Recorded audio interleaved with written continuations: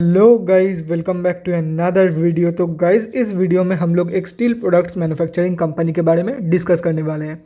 ये जो कंपनी है हाल ही में लिस्टेड हुआ है, सिर्फ और सिर्फ बीएससी में लिस्टेड कंपनी है।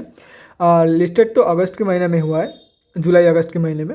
एंड कंपनी अभी तक 700% के आसपास की रिटर्न दे के जा रही है। एंड कंपनी में हम अब जैसे छोटे मोटे रिटेलर्स की जो होल्डिंग है वो 15% के आसपास निकल के आ रही है। एंड कंपनी में कोटक महिंद्रा बैंक की होल्डिंग है। तो गाइज बेसिकली हम लोग इस वीडियो में 3 पॉइंट्स कवर करेंगे।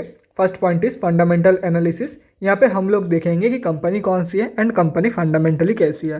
Second point is volume analysis. Volume को एनालाइज करके हम लोग फ्यूचर ट्रेंड के बारे में अंदाज़ा लगाने की कोशिश करेंगे। And the third point is technical analysis. यहाँ पे हम लोग देखेंगे कि क्या इसकी स्विंग ट्रेडिंग के लेवल्स है, कहाँ पे आप लोग बाई करके चल सकते हो एंड क्या रहेगी आप लोगों की टारगेट्स। तो गाइस बिना टाइम वेस्ट किए पहली पॉइंट की तरफ बढ़ते हैं और देखते हैं कि कंपनी कौन सी है एंड कंपनी फंडामेंटली कैसी है। तो गाइज यहाँ पे आप लोग देख सकते हो कंपनी का नेम है India steel works limited. Company जो है मैन्युफैक्चर करती है स्टील प्रोडक्ट्स, देन उन लोग उसकी ट्रेडिंग भी करती है, like hot rolled bars and rods, bright bars extra. देख सकते हो आप लोग। अगर और भी अच्छे से प्रोडक्ट लाइन के बारे में जानना है कंपनी की तो कंपनी के वेबसाइट में जाके जान सकते हो।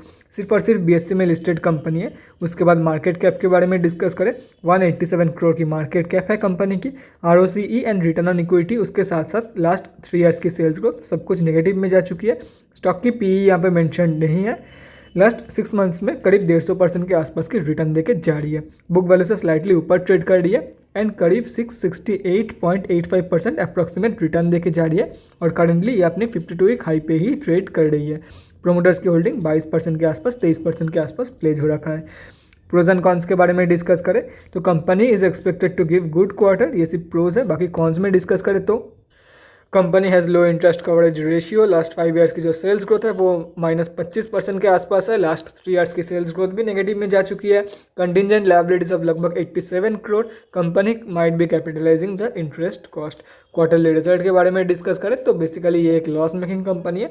अगर ईयर ऑन ईयर बेसिस पे भी आप लोगों को दिखाऊं तो एक लॉस मेकिंग कंपनी है। ये पहले भी लॉस मेकिंग थी, बीच में प्रॉफिटेबल बन गई थी फॉर 2-3 ईयर्स। तो देखो कैसे, अगर 2 करोड़ की भी प्रॉफिट दे रही है तो प्रॉफिट ही है एटलीस्ट, मैंने लॉस तो नहीं है ना, तो उसको हम लोग प्रॉफिटेबली काउंट करेंगे। और करंट एटीएम में 20 करोड़ की लॉस दे रही है कंपनी, जो कि 3 साल से सेम ही है। तो हो सकता है इस साल इससे कम या तो फिर ज़्यादा दे, या तो फिर 20 करोड़ की भी दे सकती है लॉस। कुछ कह नहीं सकते इसके बारे में। बैलेंस शीट तो कंपनी देख सकते हो आप लोग।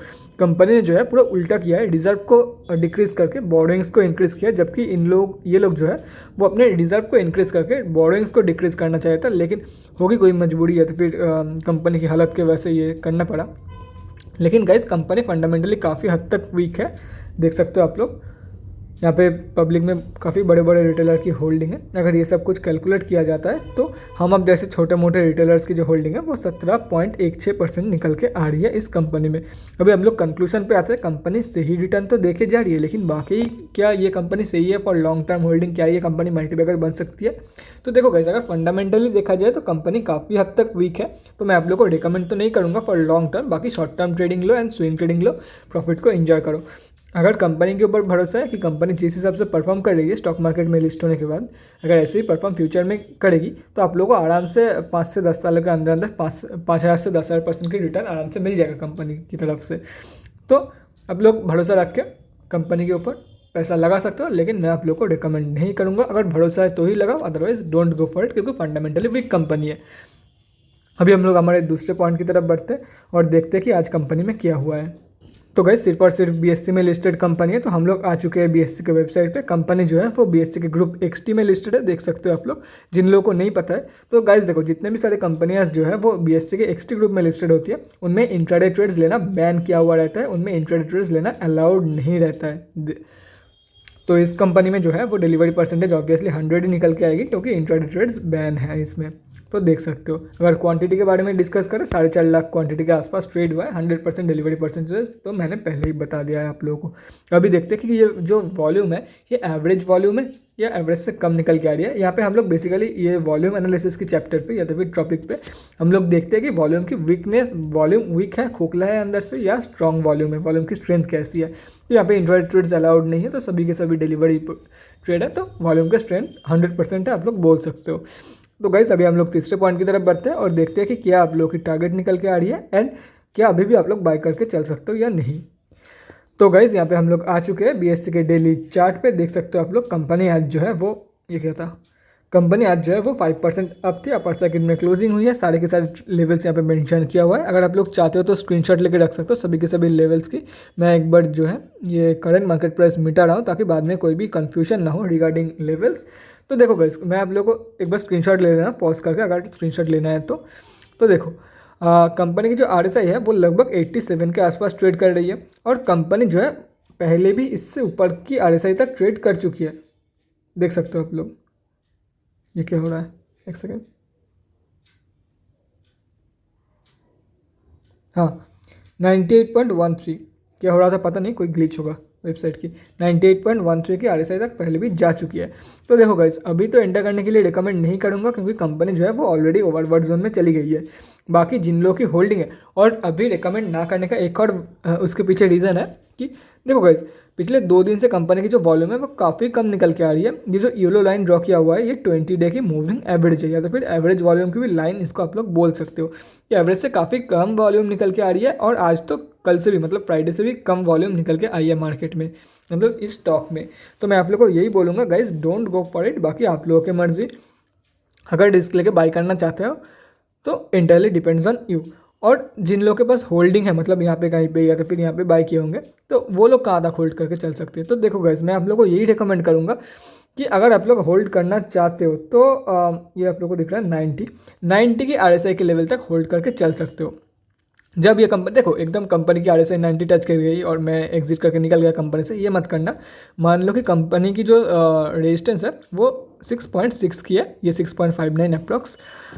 तो कंपनी अभी ट्रेड कर रही है अराउंड 6.4 और RSI टच हो गई 90। तो मैं आप लोग को यही रिकमेंड करूँगा नेक्स्ट दिन, मतलब जब 6.6 हिट होगी तब आप लोग एग्जिट करके चल सकते हो कंपनी से। और मान लो कंपनी ट्रेड कर रही है 8 रुपये के आसपास, ऊपर की जो रेजिस्टेंस है 9.32 है, और कंपनी 8 रुपये के लेवल पे ही जो है वो 90 की RSI हिट कर गई, तो मैं आप लोग को यही रिकमेंड करूँगा उसी टाइम आप लोग एग्जिट कर जाओ। अगर रेजिस्टेंस के आसपास हो तो रेजिस्टेंस तक वेट कर सकते हो, या तो फिर 90 के आसपास निकल जाओ। क्योंकि देखो अगर आप लोग प्रॉफिट को मैक्सिमाइज करने के चक्कर में फंस गए तो इतना ऊपर जा रही है, लगभग 2 रुपये के नीचे, 1.5 रुपये के प्राइस पॉइंट से दिखाया था मैं आप लोगों को, लगभग 1.5 रुपये से भी नीचे की प्राइस पॉइंट से कंपनी ऊपर जा रही है।